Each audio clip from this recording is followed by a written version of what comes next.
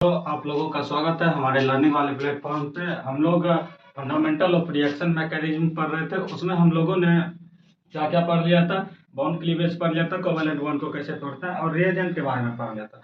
आज हम लोग स्टार्ट करने वाले हैं इलेक्ट्रॉन डिस्प्लेसमेंट इफेक्ट। ठीक, बट उससे पहले हमें पढ़ना पड़ेगा इलेक्ट्रोनिगेटिविटी। इलेक्ट्रॉन डिस्प्लेसमेंट से हमें क्या पढ़ना पड़ेगा, इलेक्ट्रोनिगेटिविटी।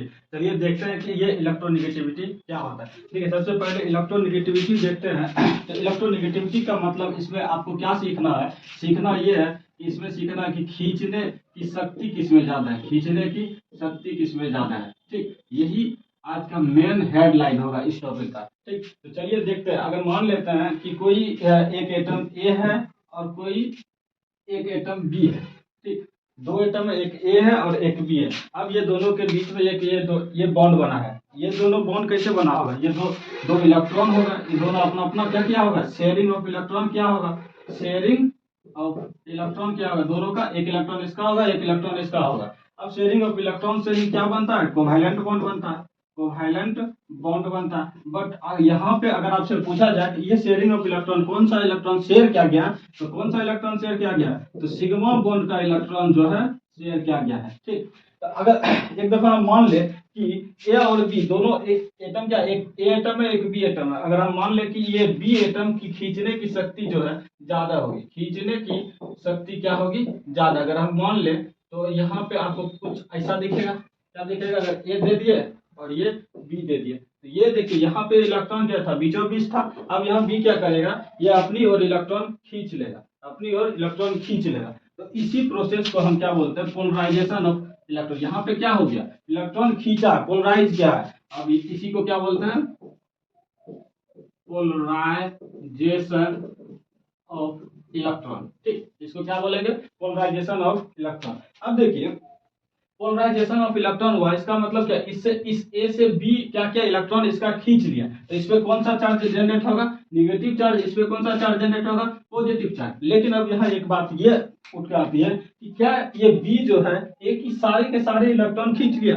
अगर कंप्लीटली इलेक्ट्रॉन खींच लेगा तो इस पे कौन सा चार्ज आएगा, नेगेटिव चार्ज। इस पे कौन सा चार्ज आएगा, पॉजिटिव चार्ज। लेकिन अगर हम यहाँ क्या बोल रहे हैं, पोलराइजेशन ऑफ इलेक्ट्रॉन हो रहा है, पोलराइज हो रहा है, इसका मतलब ये पार्शियली खींचा हुआ होगा। इसमें कौन सा चार्ज आएगा, पार्शियली नेगेटिव चार्ज, यहाँ पे पार्शियली पॉजिटिव चार्ज। अब चलिए यहाँ पे एक बात और आती है कि पोलराइजेशन ऑफ आयोनाइजेशन में क्या अंतर होता है। देखिए पोलराइजेशन जो है पार्शियली इलेक्ट्रॉन का डिस्प्लेसमेंट होता है, पार्शियली आप खींच सकते हैं। लेकिन आयोनाइजेशन में क्या होता है कि दो इलेक्ट्रॉन जो है कंप्लीटली खींच लेता है। जैसे कि देखिए अगर हम आयोनाइजेशन देखें, आयोनाइजेशन मान लेते हैं कि ए और बी के बीच में कोई बॉन्ड बना हुआ है। अब ए और बी के बीच में बॉन्ड बना है और ये क्या हो गया, ये आयोनाइज्ड हो गया, ये बी ए को पॉजिटिव चार्ज आ गया और बी पे नेगेटिव चार्ज आ गया। अब यहाँ पे देखिए ये अगर ए और बी का जब बॉन्ड टूटा तो ये कंप्लीटली क्या हो गया, टूट गया। इस पे कंप्लीटली पॉजिटिव चार्ज आ गया, इस पे कंप्लीटली नेगेटिव चार्ज आ गया।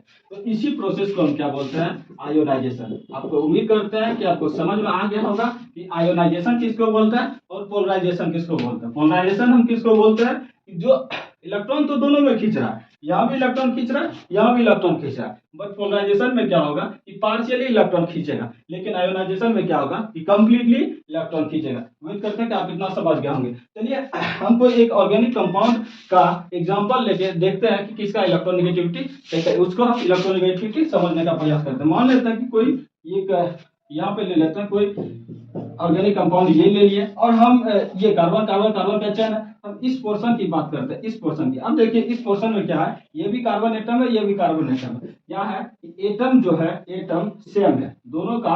अगर एटम सेम होगा तो क्या होगा, इलेक्ट्रॉन जो है दोनों पे इक्वल होगा। इलेक्ट्रॉन क्या होगा, दोनों पे इक्वल होगा। अगर दोनों पे इलेक्ट्रॉन इक्वल होगा इसका मतलब क्या कि दोनों की इलेक्ट्रोनेगेटिविटी क्या होगा, सेम होगा। इलेक्ट्रोनेगेटिविटी अगर सेम होगा तो क्या यहाँ पे पोलराइजेशन हो पाएगा, नहीं हो पाएगा। इसका मतलब कि यहाँ पे जो है पोलराइजेशन ऑफ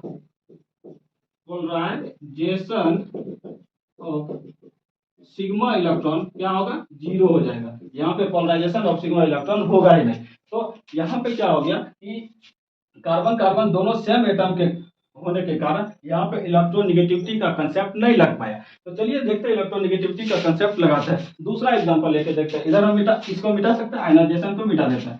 ठीक, ये आप याद रख लीजिएगा कि आयोनाइजेशन में क्या होता है कि अगर हम बॉन्ड तोड़ते हैं तो इलेक्ट्रॉन जो है कंप्लीटली सिग्मा इलेक्ट्रॉन कंप्लीटली किसी एटम पे चल जाता है। चलिए एक एग्जांपल लेते हैं कि मान लीजिए ये कार्बन कार्बन कार्बन कार्बन और यहाँ पे फ्लोरीन दे दिए। ठीक, तो अब हम क्या जानते हैं तो देखिए अगर हम इस पोर्शन की बात करें, इस पोर्शन की बात करें तो यहाँ पे क्या है, ये एक कार्बन है एक फ्लोरीन है। यहाँ पे क्या है कि एटम जो है क्या सेम है, नहीं है, एटम दोनों डिफरेंट है, एटम दोनों डिफरेंट है। अब दोनों अगर एटम डिफरेंट होगा तो दोनों में इलेक्ट्रॉन जो है अलग अलग होगा, इलेक्ट्रॉन अनइक्वल होगा, इलेक्ट्रॉन दोनों में अनइक्वल है। ठीक, अगर दोनों में इलेक्ट्रॉन अनइक्वल है इसका मतलब कि इलेक्ट्रॉन निगेटिविटी भी कुछ ना कुछ होगा। तो आप जब पीरियोडिक प्रॉपर्टीज पढ़ रहे होंगे तो वहां पे देखे होंगे कि फ्लोरीन का इलेक्ट्रोनिगेटिविटी जो है सबसे ज्यादा होता है।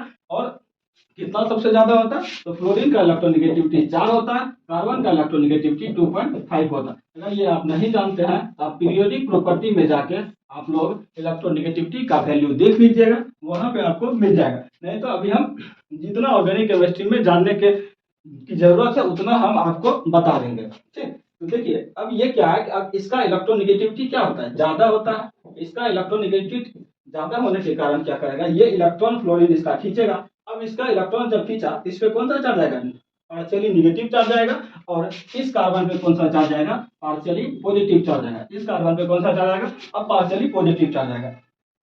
अब देखिए अब जैसे ही यहाँ पे पार्शियली पॉजिटिव चार्ज आया, अब क्या हुआ कि इसके पास भी इलेक्ट्रॉन की कमी हो गई, इलेक्ट्रॉन कमी हो गई तो ये भी क्या चाहेगा, अपना इलेक्ट्रॉन ढूंढना चाहेगा, अपना स्टेबिलिटी को पाना चाहेगा, ये भी इलेक्ट्रॉन खींचना चाहेगा। अब ये इलेक्ट्रॉन इससे तो खींच नहीं सकता क्योंकि इससे ताकतवर तो फ्लोरीन है। अब क्या करेगा, ये अपने बगल वाले से खींचेगा, ये इससे खींचेगा। यहाँ पे क्या हो रहा है, सिग्मा इलेक्ट्रॉन का डिस्प्लेसमेंट हो रहा है। तो इसी प्रोसेस को हम लोग इंडक्टिव इफेक्ट बोलते हैं। इसको हम आगे चल के देखेंगे, तब तक आप इसको नोट कर लीजिए। क्या क्या सीख लिए कि जिसका इलेक्ट्रोनिगेटिविटी ज्यादा होगा उधर सिग्मा इलेक्ट्रॉन का पोलराइजेशन होगा।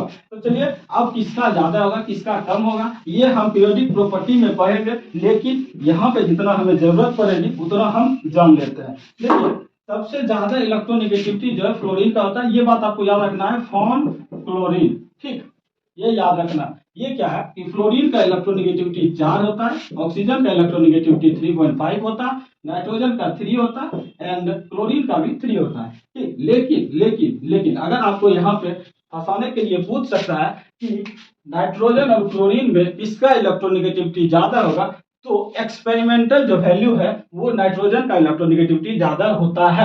अब लिखने के लिए दिए 3 कुछ पॉइंट में ज्यादा होता ही होगा। ठीक, तो ये बात आप समझ गए कि फ्लोरीन ऑक्सीजन नाइट्रोजन क्लोरीन। और ये जानना है कि carbon 6 carbon iodine and sulphur ये तीनों का इलेक्ट्रोनिगेटिविटी जो है 2.5 होता है। कितना होता है, 2.5। और एक बात और HP मतलब क्या, हाइड्रोजन एंड फास्फोरस, ये दोनों का इलेक्ट्रोनिगेटिविटी 2.1 होता है। कितना होता है, ये दोनों का इलेक्ट्रोनिगेटिविटी 2.1 होता है। अब देखिए आगे और देखते हैं कि इलेक्ट्रोनिगेटिविटी जो है हमारे पीरियोडिक टेबल में क्या सब है, मेटल होता है, नॉन मेटल है। मेटल कौन से ब्लॉक में रहता है, डी ब्लॉक में। आपको अगर कोई पूछ दे कि मेटल आप पीरियोडिक टेबल में कहाँ है तो डी ब्लॉक में। और पी ब्लॉक का जितना एलिमेंट होता है, आप लोग अगर पीरियोडिक टेबल देखे होंगे तो उसमें गौर से देखिएगा कि पी ब्लॉक और डी ब्लॉक के बीच में एक सीढ़ी नुमा बनाया जाता है। ठीक, तो सीढ़ी के पी ब्लॉक के साइड उसको हम नॉन मेटल बोलते हैं, सीढ़ी के इस साइड वाले सारे एलिमेंट को हम मेटल बोलते हैं। तो देखिए अब हम इलेक्ट्रोनिगेटिविटी देखते हैं कि मेटल का इलेक्ट्रोनिगेटिविटी क्या होगा, नॉन मेटल का इलेक्ट्रोनिगेटिविटी क्या होगा। देखिए कि इलेक्ट्रोनिगेटिविटी ऑफ मेटल का इलेक्ट्रोनिगेटिविटी जो है 2.1 से कम होता है। क्या होता है, 2.1 से कम होता है। वहीं पे अगर हम इलेक्ट्रोनिगेटिविटी ऑफ नॉन मेटल का बात करें, नॉन मेटल का इलेक्ट्रोनिगेटिविटी कितना होगा तो वो 2.1 से ज्यादा होगा। क्या होगा, 2.1 से ज्यादा होगा। इसका मतलब कि नॉन मेटल का इलेक्ट्रोनिगेटिविटी, नॉन मेटल का इलेक्ट्रोनिगेटिविटी क्या होगा, मेटल के इलेक्ट्रोनिगेटिविटी से ज्यादा होगा। आप ये बात याद रखिएगा। अब आपसे यहाँ पे सवाल कैसे पूछेगा, कोई कोई रैंडमली आप सारे के सारे के एलिमेंट के इलेक्ट्रोनेगेटिविटी तो पता नहीं होंगे, तो यहाँ से आपको कैसे सवाल पूछ देगा रैंडमली, कोई एक पी ब्लॉक का एलिमेंट ले लेगा, कोई एक डी ब्लॉक का एलिमेंट ले लेगा, और दोनों में आपसे इलेक्ट्रोनेगेटिविटी का ऑर्डर पूछ देगा। तो आप समझ गए, पी ब्लॉक का एलिमेंट है इसका मतलब वो नॉन मेटल होगा, डी ब्लॉक का एलिमेंट है इसका मतलब वो क्या होगा, मेटल होगा। तो इसका नॉन मेटल का इलेक्ट्रोनेगेटिविटी मेटल से ज्यादा होता है, इसका मतलब पी ब्लॉक के एलिमेंट का इलेक्ट्रोनेगेटिविटी क्या होगा, ज्यादा होगा। ठीक, तो यहाँ पे आप अगर पीरियोडिक टेबल को लेके ठीक है, तो देखिए periodic table, in periodic table में क्या होता है कि बॉटम टू टॉप इलेक्ट्रोनेगेटिविटी की बात कर रहे हैं, क्या कर रहे हैं, bottom to top and left to right. ठीक, अगर हम नीचे से ऊपर की ओर जाए, पीरियोडिक टेबल आप देखेंगे तो उसमें बॉटम टू टॉप जाएंगे और लेफ्ट टू राइट जाएंगे, तो इलेक्ट्रोनेगेटिविटी जो है इंक्रीज करता है। क्या करता है, इंक्रीज करता है। आपको जैसे अगर हम एग्जाम्पल से बताएं, एग्जाम्पल की बात करें तो देखिए क्या है, कार्बन, ऑक्सीजन, नाइट्रोजन, फ्लोरीन, ये क्या है, लेफ्ट टू राइट अगर हम देखें, लेफ्ट टू राइट, अगर आप पीरियोडिक टेबल देखे होंगे तो क्या हो रहा है कि लेफ्ट टू राइट के सीरीज में हम इस चारों एलिमेंट को सजाए हुए हैं। अभी अभी हम क्या बताएं कि लेफ्ट टू राइट जो है इलेक्ट्रोनेगेटिविटी क्या होता है, इंक्रीज करता है। इसका मतलब कि सबसे ज्यादा इलेक्ट्रोनेगेटिविटी किसका, अब देखिए पहला नंबर में तो आपको यहाँ पे सजाना पड़ेगा। देखिए इसका एटॉमिक नंबर 7 होता है, इसका 8 होता है, इसका 6 होता है। तो आपको लेफ्ट टू राइट में अगर हम सजाए तो क्या हो जाएगा, carbon, nitrogen, oxygen and fluorine होगा ना। अब यहाँ पे अगर आपसे इलेक्ट्रोनेगेटिविटी का ऑर्डर पूछे, इलेक्ट्रोनेगेटिविटी का ऑर्डर, तो क्या हो जाएगा, आप अच्छी तरीका से जान गए हैं कि पीरियोडिक टेबल में जो है bottom to top and left to right क्या होता है, इलेक्ट्रोनेगेटिविटी इंक्रीज करता है। इसका मतलब ये लेफ्ट टू राइट इंक्रीज करेगा तो ये सबसे ज्यादा फ्लोरीन का हो जाएगा, उसके बाद ऑक्सीजन का, उसके बाद नाइट्रोजन का, उसके बाद कार्बन का। ठीक, उम्मीद करता है कि आप इतना समझ लिए होंगे। चलिए इतना आप लिखिए। अब हम एक छोटी सी पॉइंट है वो देखना क्या है कि इलेक्ट्रॉन डेंसिटी, हम किसी भी एलिमेंट पे, एटम पे कैसे पता करेंगे कि किसका इलेक्ट्रॉन डेंसिटी ज्यादा है, किसका इलेक्ट्रॉन डेंसिटी कम है। इलेक्ट्रॉन डेंसिटी क्या होता है, चलिए देखते हैं। देखिए किसकी बात करेंगे, इलेक्ट्रॉन डेंसिटी की, डेंसिटी की। ठीक, मान लेते हैं कि 3 एटम है ए। ठीक, एक पे नेगेटिव चार्ज है, एक पे कुछ नहीं है, एक पे पॉजिटिव चार्ज है। क्या है, एक पे नेगेटिव चार्ज, एक पे कुछ नहीं है, एक पे पॉजिटिव चार्ज है। अब बताइए इसमें पॉजिटिव चार्ज कब आया होगा, इस पे पॉजिटिव चार्ज कब आया होगा, जब इलेक्ट्रॉन निकला होगा। अगर इसका मतलब ये क्या इलेक्ट्रॉन डिफिशिएंट है, इससे इलेक्ट्रॉन अगर निकालेंगे तो क्या यहाँ पे डेंसिटी बढ़ेगा या घटेगा, डेंसिटी घटेगा। लेकिन यहाँ ए है, देखिए इस पे निगेटिव चार्ज दे रहे हैं, इस पे निगेटिव चार्ज आया, इसका मतलब क्या, इस पे इलेक्ट्रॉन डेंसिटी ज्यादा होगी, इस पे इलेक्ट्रॉन ज्यादा होगा। तो अगर आपसे यहाँ पे कोई इलेक्ट्रॉन डेंसिटी का ऑर्डर पूछे तो क्या हो जाएगा, इसका ज्यादा हो जाएगा, इसका ज्यादा, सबसे कम इसका। लेकिन यहाँ पे आप ध्यान देने वाली बात यह है कि देखिए इलेक्ट्रॉन डेंसिटी, अगर जिस इलेक्ट्रॉन निगेटिविटी का फंडा क्या था, खींचने की शक्ति, खींचता कौन है, अगर उसके पास नहीं रहेगा इलेक्ट्रॉन तभी तो वो खींचना चाहेगा। ठीक, ठीक उसी प्रकार से देखिए यहाँ पे ए निगेटिव है, ये है, ए पॉजिटिव है। अगर यहाँ पे आपसे हम इलेक्ट्रॉन निगेटिविटी का ऑर्डर पूछे, देखिए इसके पास तो ऑलरेडी पहले से इलेक्ट्रॉन है, तो ये खींचना चाहेगा, नहीं खींचना चाहेगा। लेकिन इसके पास क्या इलेक्ट्रॉन है, तो ये क्या कर चाहेगा, इलेक्ट्रॉन हम खींच ले। इसका मतलब कि अगर आपसे पूछे इलेक्ट्रोनेगेटिविटी, इसमें इन तीनों का ऑर्डर क्या होगा, अगर इलेक्ट्रोनेगेटिविटी ऑर्डर पूछ ले तो सबसे ज्यादा इलेक्ट्रोनेगेटिविटी किसका होगा, ए पॉजिटिव का, उसके बाद ए का, उसके बाद ए नेगेटिव का। मतलब कि ये देखिए इलेक्ट्रॉन डेंसिटी का ऑर्डर ऐसे है, इलेक्ट्रोनेगेटिविटी का ऑर्डर ऐसे है। इसका मतलब कि इलेक्ट्रॉन डेंसिटी जो है, इलेक्ट्रॉन डेंसिटी इनवर्सली प्रोपोर्शनल होता है इलेक्ट्रोनेगेटिविटी का। ये बात आप लोग याद रखिएगा, इलेक्ट्रॉन डेंसिटी क्या होता है, इलेक्ट्रोनेगेटिविटी का इनवर्सली प्रोपोर्शनल होता है। चलिए कुछ क्वेश्चन देखते हैं, उससे हम और क्लियर हो जाएगा आप लोगों का ये इलेक्ट्रॉन डेंसिटी का कंसेप्ट। ठीक, तो चलिए क्वेश्चन देखते हैं। आप लोग क्वेश्चन बनाने की प्रयास कीजिएगा। हम 3 चीज लिखते हैं, जैसे कि लिख दिए कार्बन, ऑक्सीजन, C+ O, और लिख दिए C एंड O-। ठीक है, इसमें आपसे हम पूछ रहे हैं इलेक्ट्रोनेगेटिविटी ऑर्डर। क्या पूछ रहे हैं, इलेक्ट्रोनेगेटिविटी ऑर्डर। देखिए अगर आप ये पहले क्वेश्चन में देखें, कार्बन और ऑक्सीजन, अभी अभी हम क्या बताएं कि सबसे ज्यादा फ्लोरीन का इलेक्ट्रोनेगेटिविटी होता है, उसके बाद ऑक्सीजन का। फ्लोरीन का कितना, 4, ऑक्सीजन का 3.5। और सिस करके आपको क्या बताए थे, एक कंसेप्ट ट्रिक, सिस मतलब कार्बन, आयोडीन एंड सल्फर, उसका इलेक्ट्रोनेगेटिविटी कितना होता था, 2.5।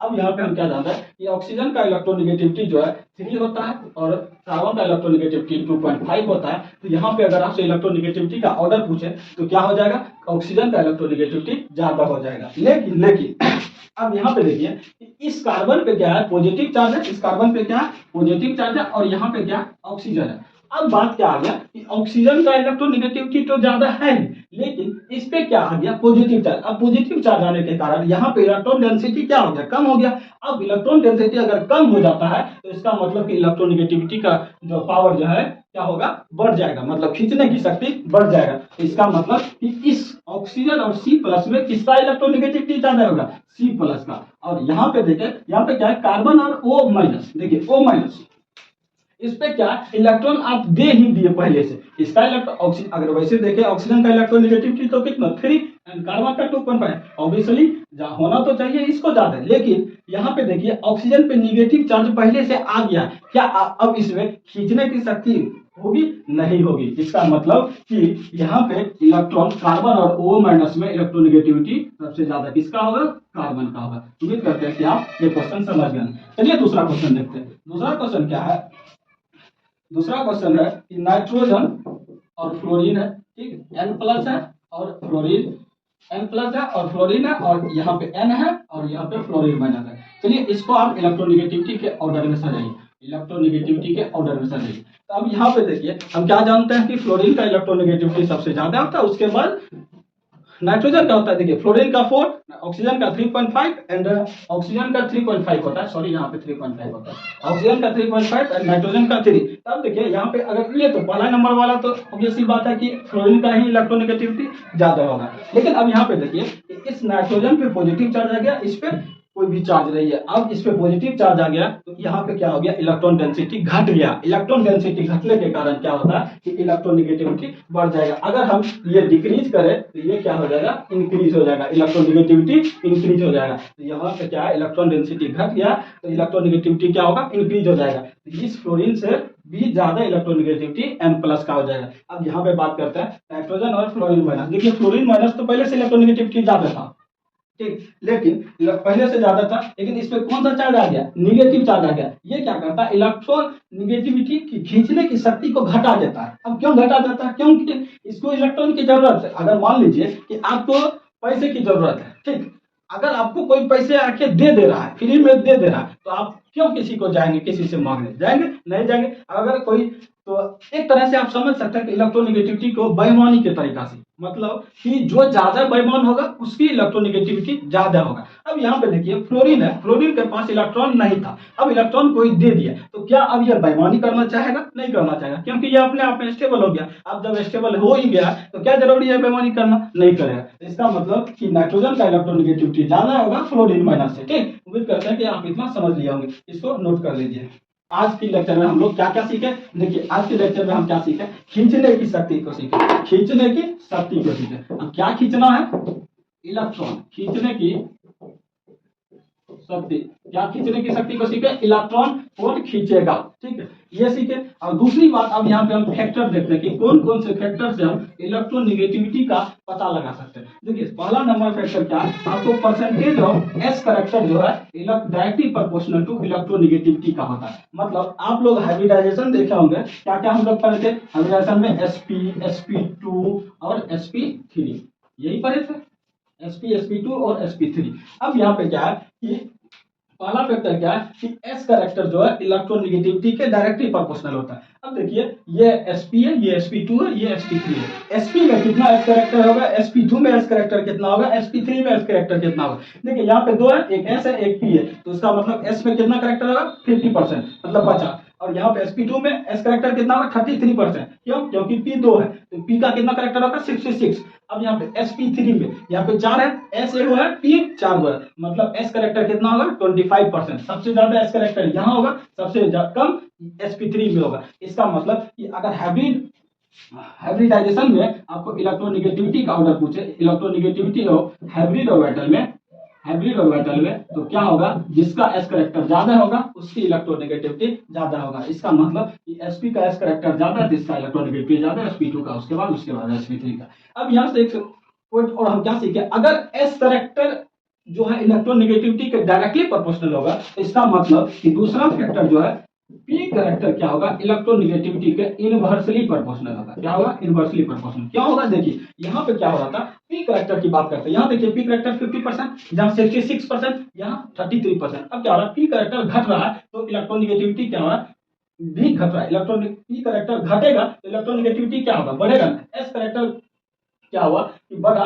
तो इलेक्ट्रोनेगेटिविटी भी बढ़ेगा। तो एस करेक्टर सबसे ज्यादा इसका, तो इलेक्ट्रोनेगेटिविटी सबसे ज्यादा इसका, एस उसके बाद इसका, उसके बाद इसका। अब यहाँ पे देखिए पी करेक्टर में क्या होगा, अगर पी करेक्टर बढ़ेगा तो इलेक्ट्रोनेगेटिविटी क्या होगा, घटेगा। अब देखिए पी करेक्टर यहाँ पे कितना था, पी करेक्टर 66, यहाँ पे ज्यादा होगा। इसका मतलब कि पी करेक्टर बढ़ गया। इसका मतलब कि एसपी का सबसे कम इलेक्ट्रोनेगेटिविटी होगा, sp3 का, उसके बाद sp2 का, उसके बाद sp का। उम्मीद करते हैं कि आप लोग ये आज के इलेक्ट्रोनेगेटिविटी का कंसेप्ट आप लोग समझ गए होंगे। मिलते हैं नेक्स्ट लेक्चर में इलेक्ट्रॉन डिस्प्लेसमेंट। अब आप लोगों को जो है इलेक्ट्रॉन डिस्प्लेसमेंट इफेक्ट, इसे inductive effect, mesomeric effect, hyper conjugation, ये सब पढ़ने में बहुत ही आसानी होगी, क्योंकि ये पूरा का पूरा इलेक्ट्रोनेगेटिविटी का कंसेप्ट जो है आपको आगे इलेक्ट्रॉन डिस्प्लेसमेंट इफेक्ट में देखने को मिलेगा। चलिए थैंक यू, तब तक के लिए मिलते हैं नेक्स्ट लेक्चर में।